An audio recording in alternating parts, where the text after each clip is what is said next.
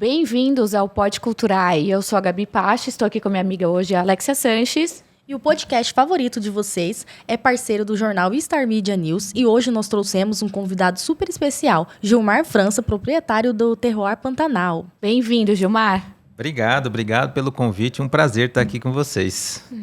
A gente queria muito saber um pouquinho da sua história e entender o que trouxe, o que te levou a ter um terroir, no nosso terroir pantaneiro, ter uma vinícola. E de onde surgiu essa ideia? Então, essa ideia eu acho que é uma ideia bastante antiga.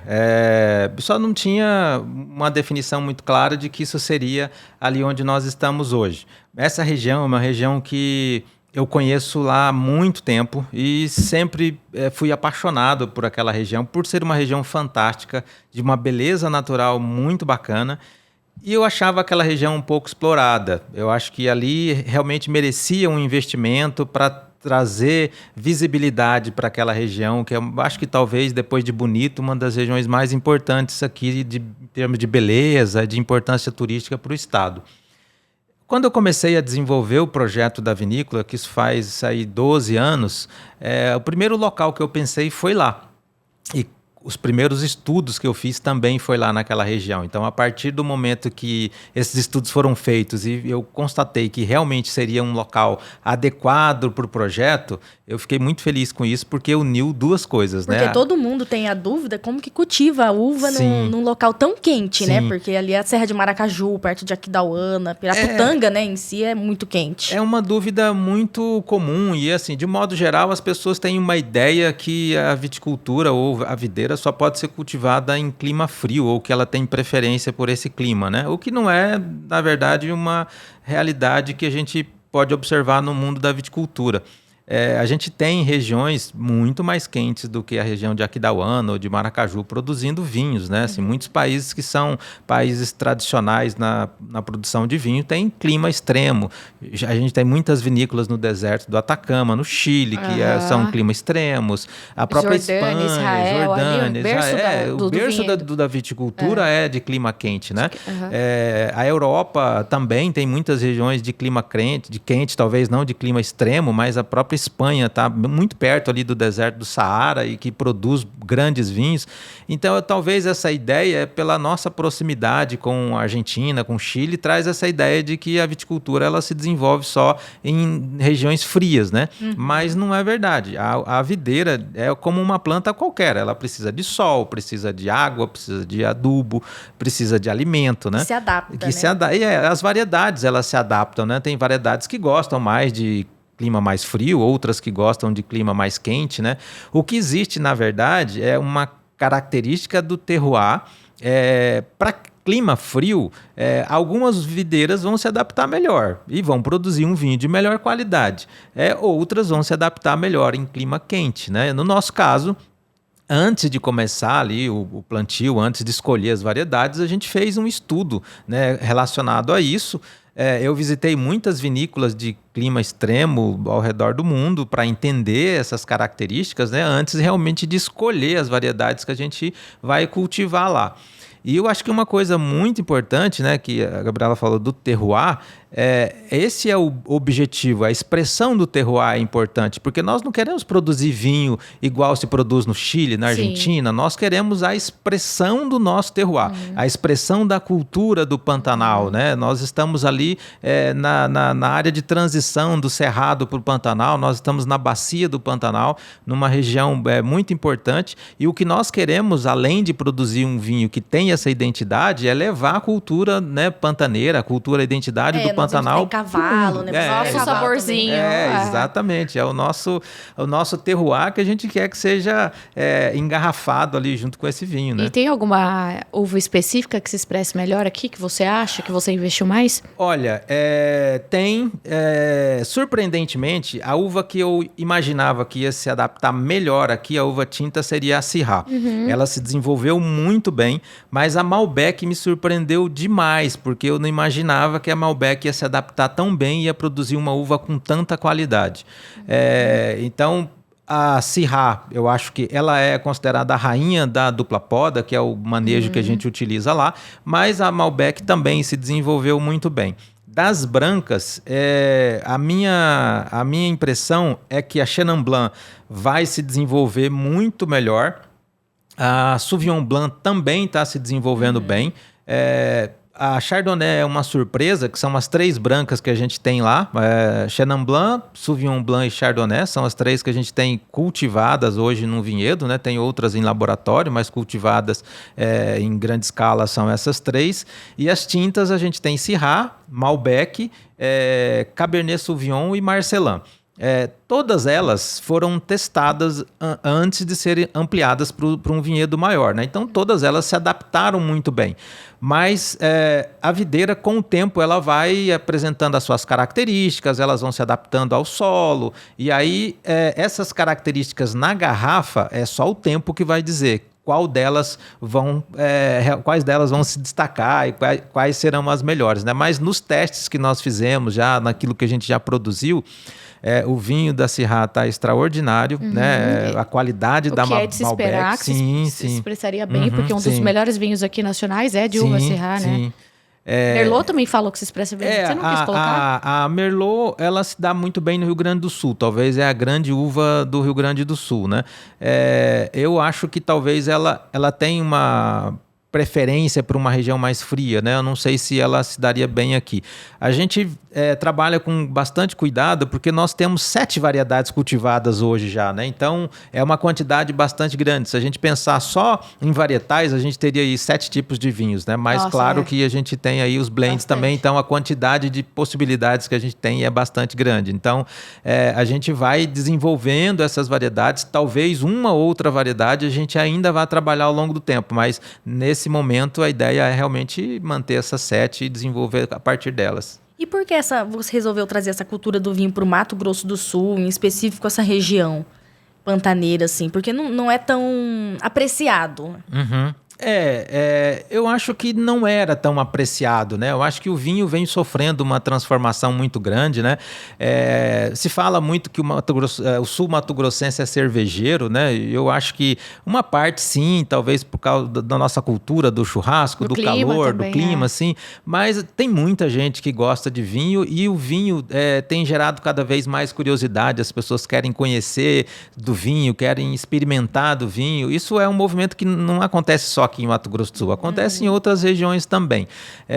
Eu acho harmoniza super bem com a nossa comida, né? Com certeza.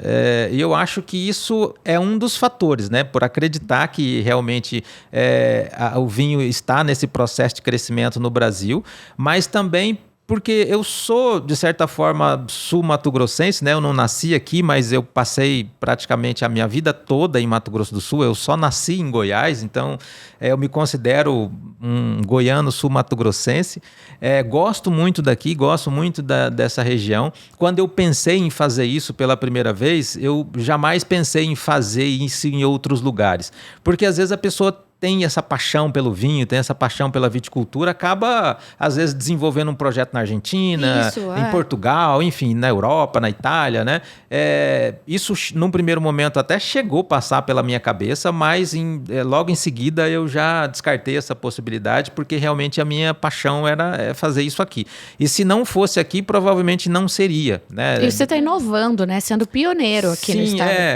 Você é o primeiro a desbravar. É um desafio, né? Eu acredito que a partir do momento que a gente se consolidar ali como, né, uma região produtora, outras vinícolas virão e tomara que venha, né? Porque um projeto sozinho chama muito pouco atenção, né? Se você tiver mais pessoas produzindo, acaba trazendo mais pessoas, trazendo mais turistas. Fazendo um caminho do vinho, talvez, no Pantanal. Uma rota do vinho do Pantanal, né? Precisa o turismo. De estrutura, né? Sim. E vai criando oportunidades para essas estruturas também surgirem, hotéis, enfim, restaurantes, né? Estrutura de transporte, enfim. Talvez tendo outras vinícolas, isso facilite e acaba caminhando mais rápido, né? Mas é um desafio, né? Uma inovação, mas a gente sabia disso, eu sabia disso desde o começo, que você trazer ou inovar em qualquer área é um desafio, né? Parabéns, porque isso é só para os corajosos, de verdade, né? Qualquer projeto que a gente faça, a gente sabe, é muito difícil inovar, então é quase impossível. Nós conhecemos o seu projeto, é lindo. É lindo, maravilhoso, a gente é muito fã. E eu acho que a gente queria perguntar também, né? Se você tem algum compromisso com a sustentabilidade, você já chegou a pensar nisso? Sim. Faz parte do seu certeza. projeto? Vocês já tiveram lá, acho que vocês já observaram, né? Assim, o carinho e o cuidado que a gente tem com o local, né? Não só com o local na forma estética, mas também com o local com relação à preservação, né? O cuidado. Então, o nosso projeto, primeiro, aquela área foi adquirida especificamente para desenvolvimento desse projeto. É uma área de 40 hectares e o projeto ele vai ocupar aí em torno de 10, 12 hectares desses 40. O restante dessa área praticamente inteira é reserva preservada por nós, né? A gente tem um cuidado lá na nossa reserva particular.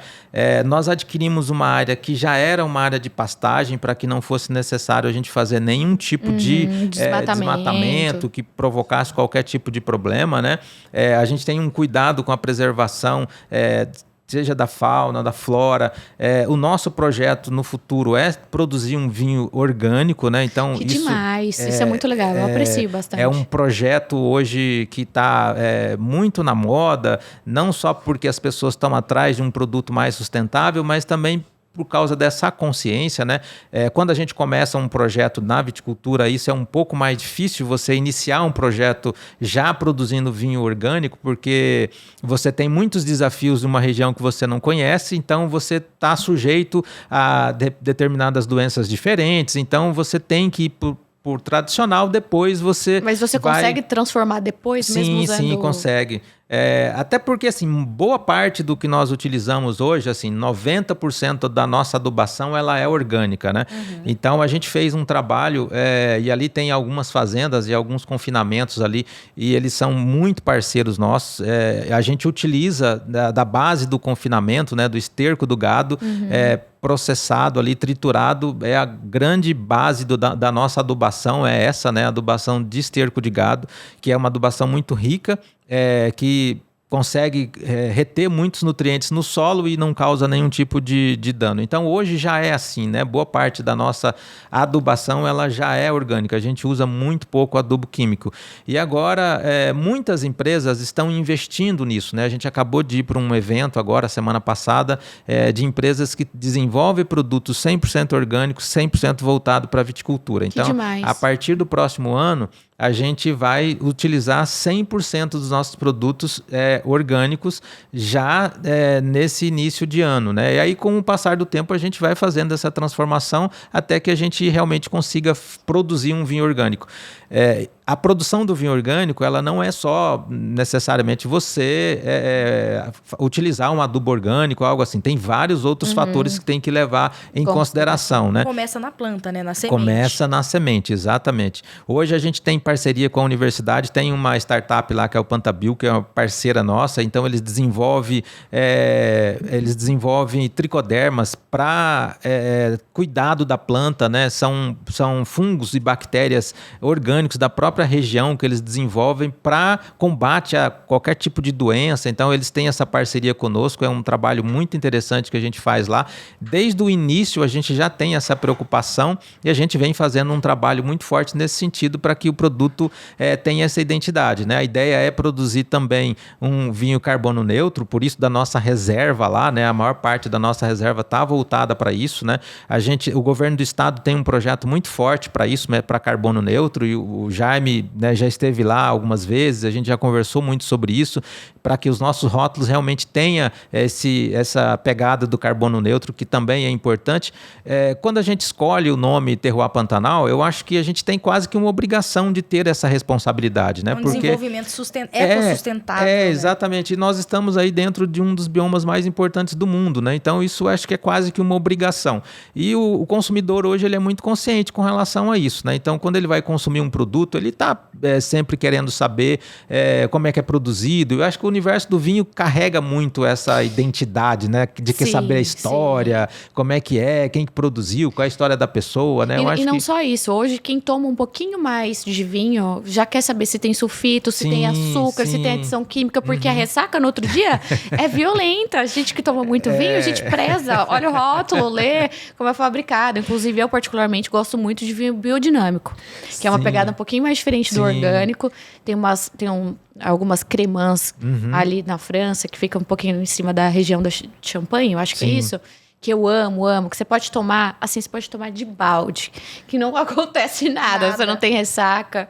O vinho biodinâmico é muito bacana, né? Assim, é um desafio a mais de produzir um vinho orgânico, né? Assim, ele já traz mais desafios. Produzir vinhos biodinâmicos em quantidade é muito complicado, né? Talvez por isso, por isso talvez um custo mais elevado, né? Mas a viticultura ela possibilita isso, né? A enologia possibilita essas diversidades no processo produtivo, de apresentar coisas novas, de terroir diferente, de regiões diferentes, né? Sim. Quentes, frias, altas, baixas. Eu acho que isso é um dos grandes, dos grandes atrativos que a viticultura e a enologia produz pra gente. E na vida, né? O diferente na vida, se não tem diferenças, não tem contraste, não tem vida, não tem graça. Se todo mundo fosse igual e todo mundo pensasse da mesma forma, seria uma chatice, né? Era até uma pergunta, né? Que a gente ia perguntar qual é o conceito de expansão do seu projeto. Então, é produzir vinhos orgânicos? O nosso projeto, ele pensa muito em produzir vinhos de alta qualidade e produzir uma quantidade limitada. Dificilmente você vai ver nossos vinhos em grandes mercados, em grandes prateleiras de mercados, porque o nosso vinho ele vai ser produzido sempre em lotes realmente com bastante cuidado.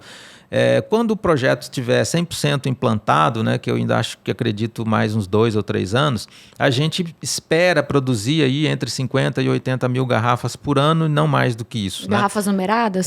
Todas essas...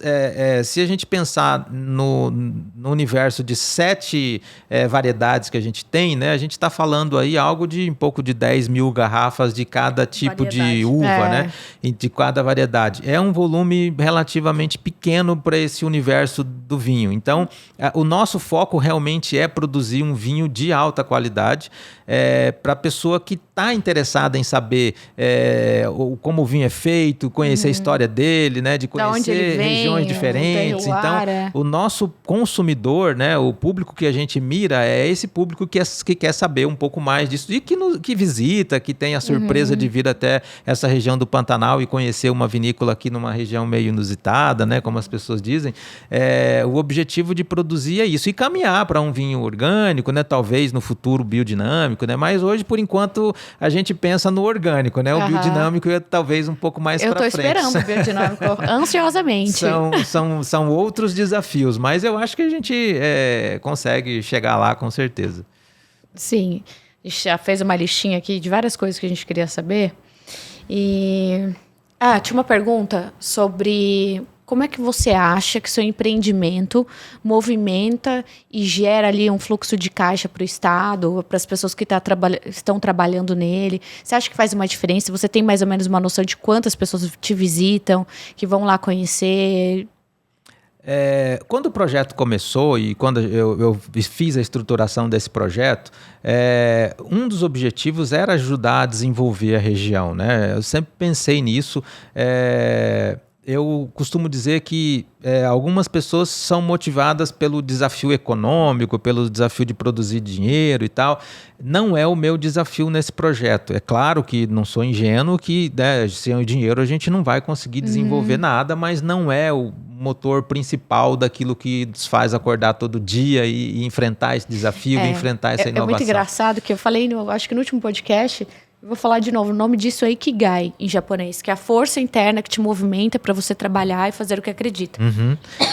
Então, o meu Ikigai não é o dinheiro.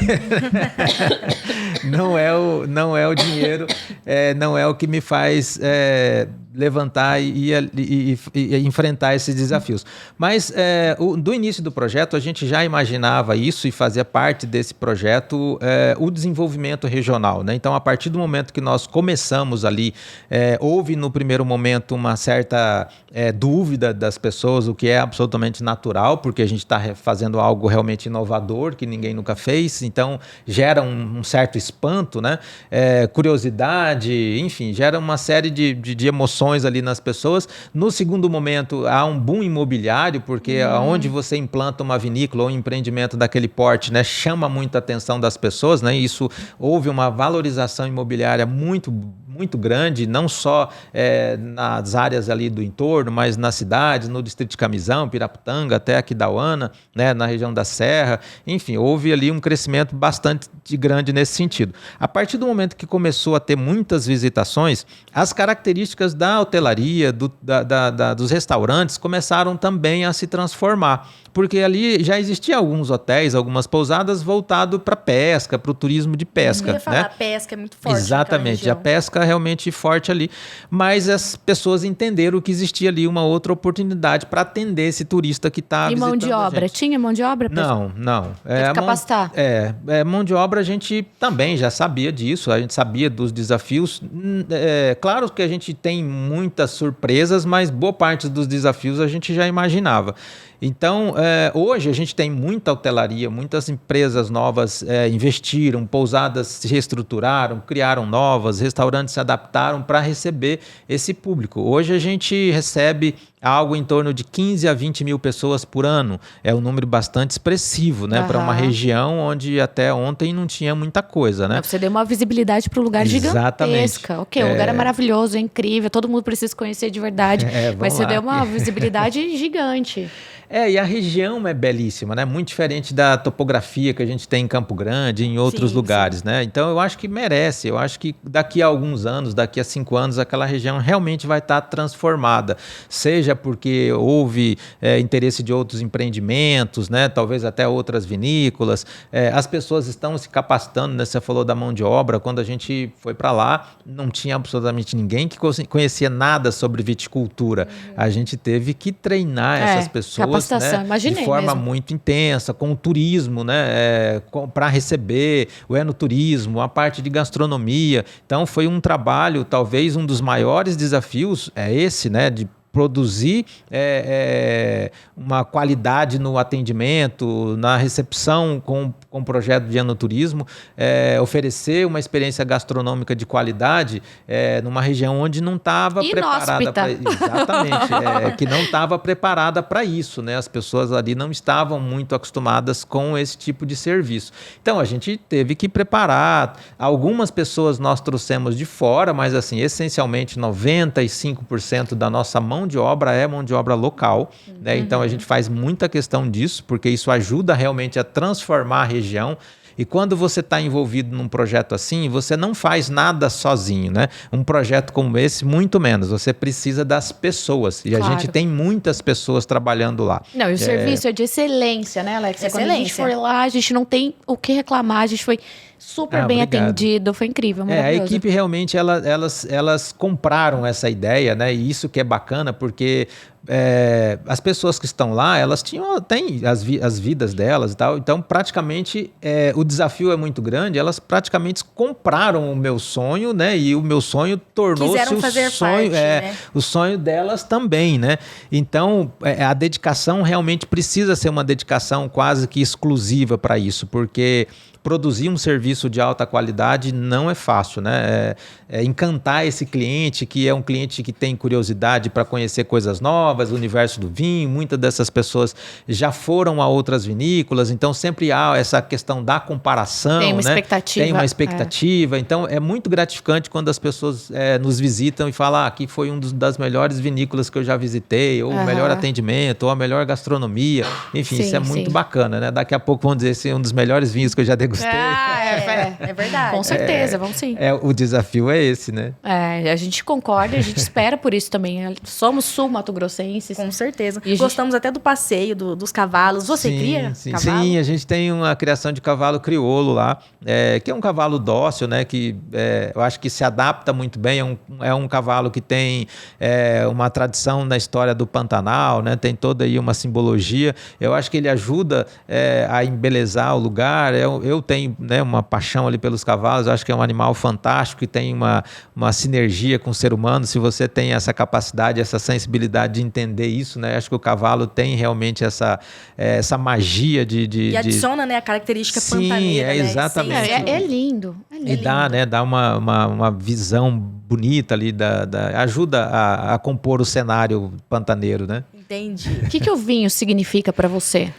Eu acho que o vinho é uma paixão, o vinho é uma porta para a conexão de pessoas, né? Eu acho que o vinho ele tem essa capacidade de unir as pessoas. O vinho é uma bebida que tem sempre uma história bacana, é uma possibilidade muito grande de compartilhamento, né? Eu acho que é uma bebida de conhecimento, é uma bebida que você pode tomar sozinho, é uma bebida que tem a gastronomia como par quase que inseparável, né? É uma bebida que você pode tomar sozinho num dia triste que vai te alegrar, é uma bebida que você vai também num dia que você está celebrando uma coisa muito especial, você vai realmente apreciar essa bebida. Então eu acho que o vinho é um conjunto de magia e de riqueza que pode proporcionar para a gente muitas alegrias, tomado de forma moderada. Não é à toa que é a bebida que mais cresceu depois da pandemia, né? Durante a pandemia, o aumento e o consumo de vinho mais do que duplicou. Que é essa questão, né? De poder tomar sozinho. De poder tomar sozinho, de você cozinhando, em casa, cozinhando, né? De compartilhar um momento ali com a família, né? Eu acho que outras bebidas até têm essa capacidade, mas eu acho que não como o vinho. Eu acho que o vinho tem essa capacidade, tem essa simbologia bíblica, né? Do vinho, bebida dos pão deuses. E do vinho, né? Então, eu acho que o vinho tem essa magia toda e, ao mesmo tempo, a simplicidade, né? Porque eu acho que isso que é bacana do vinho, porque eu sempre gosto de falar isso, porque as pessoas sempre olham para o vinho com uma certa sofisticação. Eu até convido as pessoas a entenderem realmente a magia do vinho, porque ela tem essa simplicidade, né? Porque você está lá no campo, é produzido no campo, por pessoas com as mãos, né? No nosso caso, a grande maioria do manejo lá é feito por mãos femininas, né? Mas legal. É o contato com a terra, né? É isso que é legal. Quando a gente está, pelo menos para mim, eu estou passeando ali no vinhedo, né? Às vezes você está com a cabeça cheia, o fato de você andar por ali, de você observar, ter esse contato com a natureza, eu acho que é o grande sentido de produzir um vinho de qualidade, é você ter a oportunidade de se conectar com isso, né? Então, o vinho não é só essa sofisticação que a gente tem. Colocaram nele esse estereótipo. Exatamente. Eu acho que eu gosto muito mais dessa ideia da simplicidade do vinho, né? Da origem, né? De como ele é feito. O vinho, por mais que você tenha tecnologia envolvida, a delicadeza, o contato artesanal com a videira é o que vai realmente fazer uma diferença no universo do vinho ou quando você for engarrafar esse vinho. Eu acho que isso tem muito sentido. E segundo a Bíblia, foi a semente que Deus deu para Noé depois do dilúvio, né? Não deu semente de maçã, exatamente. Não deu azeitona, não deu nada, deu vinho, né? Uma videira. É uma videira. Então, eu acho que é essa simbologia que é bacana, né? Eu acho que essa aura criada aí da sofisticação não é a que eu mais gosto, né? Eu gosto mais dessa aura da simplicidade, desse contato com o campo. Mas acho que talvez seja um pouco do sucesso. Eu acho que a pessoa, quando ela busca essa questão de conhecimento, sucesso profissional, conhecer ela mesma interiormente, no próprio interior, se desenvolver e evoluir, e você começa a se conectar com bebidas melhores, né? Porque quando a gente não entende, a gente vai tomando bebida ruim, qualquer bebida serve, porque a gente quer ficar bêbado, e é isso, né? Você toma uma vodka horrorosa. Beber pra esquecer, né? E toma, e você não tem... Não é uma coisa construtiva. Não tem significado, não é construtivo, né? Sim. Na verdade, é uma desconstrução. Sim. E o vinho não. O vinho, ele vem para acrescentar, para dar valor, para uma construção. Inclusive mental. Eu acho que é por isso que tem esse lance da sofisticação. Os caras mais ricos do mundo, os banqueiros, cada um tem seu próprio vinhedo. Sim. Eles brindam com vinho. Mas eu acho que eles têm isso buscando o contato com a simplicidade. Eu acho que não é pela sofisticação. Entendem, né? Eu acho que estão buscando essa conexão, né? Eu acho que não é pela sofisticação ou pela ideia da sofisticação, é pelo contrário, acho que é pela ideia da simplicidade. Não é porque o vinho é caro que ele não tem condição de ter essa simplicidade ou que ele é bom, né?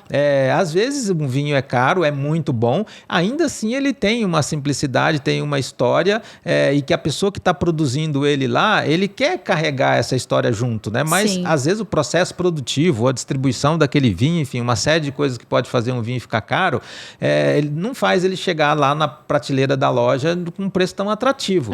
Mas ainda assim não deixa de ter a sua história, não deixa de ter esse cuidado artesanal que na maioria das vezes, né, os grandes vinhos têm, no manejo, da pessoa conversar com o vinhedo, né, do cuidado de manusear a terra com a mão. Então, os grandes vinhos têm essa... A verdade está na simplicidade. Na simplicidade, exatamente.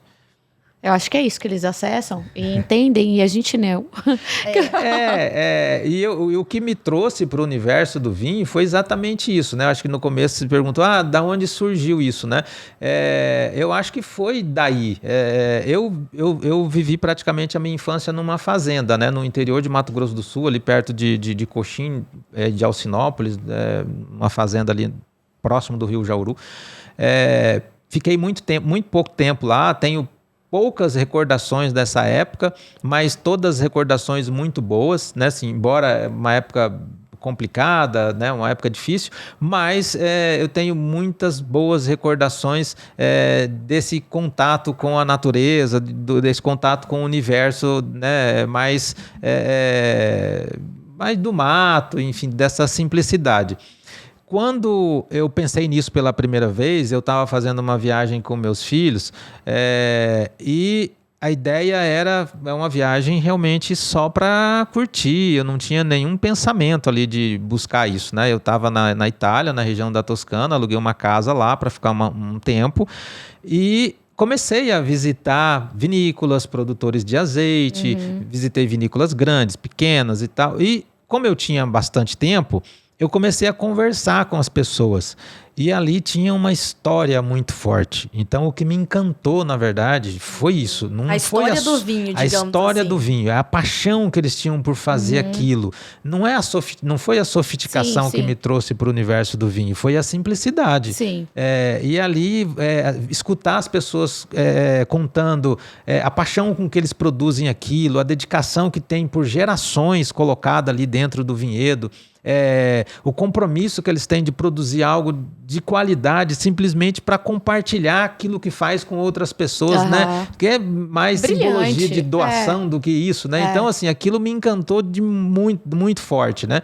E foi o que me levou para o mundo da viticultura, né? Poderia ser cerveja, poderia ser qualquer outra coisa. E cá entre nós, se fosse motivação financeira, eu não teria fazendo isso jamais, porque assim, o custo é altíssimo, né? Um retorno de longuíssimo prazo, com desafios, né, extraordinários. Então, realmente é isso, é a conexão com a simplicidade que dá essa energia. Algo a mais. E o que você acha que é o legado, ou vai ser o legado do terroir Pantanal? Eu acho que um dos legados principais, eu acho que é a transformação, ajudar a transformar aquela região lá que é belíssima, né? Quando a gente fala ali de comunidade e tal, eu acho que a gente vai deixar isso com certeza, né? Ter essa transformação ali de forma muito visível, né? Então isso vai ajudar muitas pessoas. Eu acho que quando você tem essa capacidade de fazer algo e esse algo pode ajudar muita gente, eu acho que isso é muito bacana, né? Então eu acho que a gente tem essa possibilidade, a gente está aproveitando isso, a gente está ajudando muita gente. Quando a gente fala em termos de enologia e viticultura, eu acho que vai ajudar as pessoas a olharem para o mundo do vinho com outros olhos, né? E entender que é possível você ter vinho de qualidade em outros lugares. Eu acho que eu vou ajudar um pouquinho a escrever uma história disso, né? Desse desafio, ajudar as pessoas a entenderem um pouco mais sobre o vinho brasileiro e olhar para o vinho brasileiro com outra ideia, né? Eu acho que sempre que eu sou convidado para ir em algum lugar falar sobre o vinho, falar sobre o projeto, né? Eu sempre falo isso, que o vinho brasileiro tem muita qualidade. É claro que a gente está começando nesse mundo do vinho, né? Mas muita gente ainda tem muito preconceito do vinho brasileiro. Eu acho que o nosso projeto tem esse papel de ajudar um pouquinho nisso, né? Eu tenho muito prazer também em receber pessoas lá que talvez não tenham a oportunidade de visitar uma vinícola no sul ou fora e falar, eu estou vindo numa vinícola pela primeira vez, que legal, isso. Né? Estou vendo um vinhedo pela primeira vez. Então isso é muito gratificante, né? Então, assim, são muitos desafios, mas também são muitas coisas boas que a gente vivencia lá todo parabéns, dia. Demais, parabéns. Você tem algum projeto social para levar pessoas que não têm condições assim, ou você ainda não pensou nisso? Não, a gente tem alguns projetos, sim, mas assim, hoje o desafio nosso é muito grande lá, a gente tem muitas frentes. Claro que hoje a gente já faz algumas coisas, mas não tão fortes como é o projeto. Acho que eu nunca falei desse projeto em nenhum lugar, talvez eu vou falar aqui pela primeira vez, né? Assim, as primeiras 100 garrafas que forem engarrafadas lá, elas serão numeradas e todo ano elas serão doadas para uma instituição de caridade. Ou durante 100 anos vai ter esse histórico registrado aí, né? Para uma instituição que com certeza será uma instituição lá da região. Então, no dia que a gente for fazer o lançamento, vai ser... A gente quer ser convidada, participar, tá lá. Já estão convidadas. No lançamento, né, quando a gente for fazer o lançamento, isso vai ser feito, esse projeto está junto, tem um rótulo específico para isso, né, e todo ano vai ter essa celebração. E tem outros projetos também que a gente já desenvolve e outros que a gente vai desenvolver nesse sentido. Perfeito. Então, vamos agradecer a presença do Gilmar. Foi uma honra te receber aqui. Muito obrigada por todos que nos assistiram. Nos acompanhem nas nossas redes sociais e também no jornal Star Media News. Prazer. Obrigada, Gilmar. A conversa foi maravilhosa. A gente ama vinho. Eu espero você Obrigado, de novo vamos aqui tomar vinho. Várias vezes. Se você quiser deixar algum recado. Se você quiser dar um tchau, agradeço aí, né? Quem não conhece ainda o Terroir, tiver a oportunidade de conhecer o Terroir Pantanal, segue a gente lá nas redes sociais, @Terroir Pantanal, e vá nos visitar. É isso. Obrigada. Tchau, tchau.